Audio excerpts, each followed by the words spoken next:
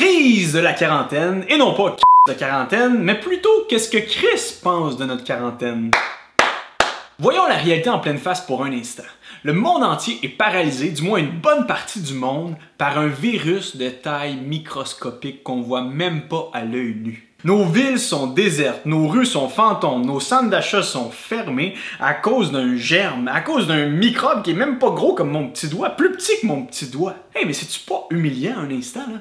Nous autres, là, les êtres humains, là, les forts, les puissants, les productifs, nous autres qui font rouler l'économie habituellement, nous autres qui sont si ingénieux, si créatifs, on est contrôlés, confinés par un petit virus. Est-ce que ça se pourrait, en réalité, qu'on contrôle pas grand-chose dans ce monde-ci?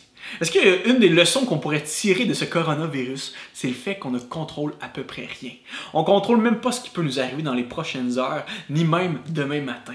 Mais la question qui vient tout de suite après, c'est si l'homme n'est pas en contrôle, mais qui est en contrôle de ce monde? Et là, vous allez peut-être me répondre, une force du genre le hasard, le destin, l'univers, la vie fait en sorte que les choses arrivent les unes après les autres. Mais je vais être obligé de vous demander, qu'est-ce que vous entendez par la vie? Qu'est-ce que vous entendez par le mot hasard? Parce que, comme tout bon scientifique, on doit décrire la réalité derrière le mot. Il suffit pas de dire le hasard fait en sorte que... Et là, vous allez peut-être me répondre, une genre de force, d'intelligence suprême qui est invisible à l'œil nu, mais qui agit en arrière-scène de ce monde. Eh bien, je crois que vous et moi, et même Albert Einstein, croyons à peu près la même chose, peut-être.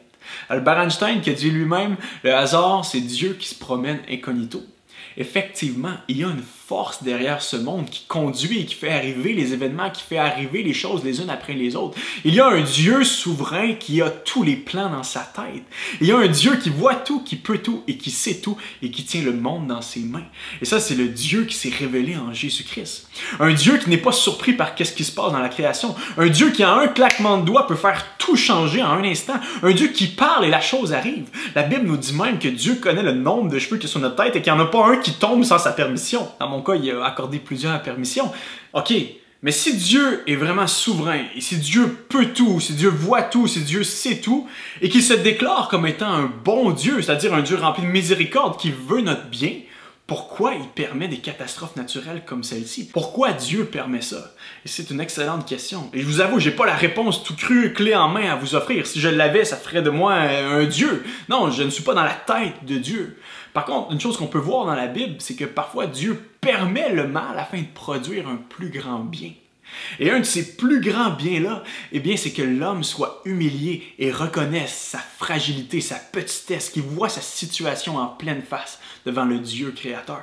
On voit ça dans le livre de Daniel, le grand roi Nabuchodonosor qui s'était enflé d'orgueil, qui était arrogant et qui se croyait tout-puissant, qui se croyait être en contrôle de sa vie, de son royaume. En un instant, Dieu le fait errer dans les champs comme un animal afin qu'il reconnaisse sa condition.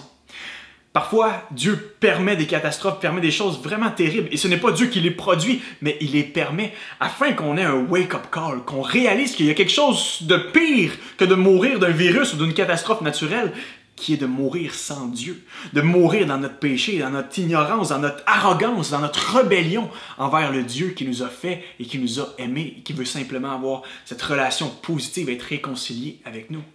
Un jour, il y a quelques personnes qui viennent voir Jésus puis qui lui parlent d'un accident naturel qui est arrivé, une tour qui s'était effondrée sur 18 personnes et qui avait tué d'un coup les 18 passants.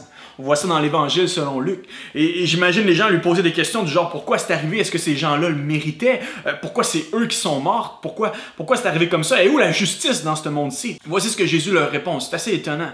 Il leur dit, croyez-vous que ces personnes-là aient été plus coupables que tous les autres habitants de Jérusalem? La tour de Siloé était à Jérusalem. Croyez-vous au fond que ces gens-là méritaient plus de mourir que les autres? Est-ce qu'elles ont fait quelque chose de particulier? Non, dit Jésus. Je vous le dis, par contre, mais vous aussi, si vous ne changez pas, vous périrez tous. Non, on est tous coupables en réalité. On mérite tous le poids de la défaveur divine sur nos vies. Le poids de la condamnation pèse sur chacune de nos vies. On mérite tous de mourir comme des pécheurs devant le Dieu qui nous a fait. C'est notre condition. Et l'avertissement de Jésus est clair devant cette catastrophe naturelle. Prenez ça comme exemple. Réveillez-vous, changez de vie, changez de comportement, changez de mentalité et croyez en moi. Parce que ce même Jésus qui nous donne cet avertissement ici est celui qui a dit « Celui qui croit en moi a la vie éternelle.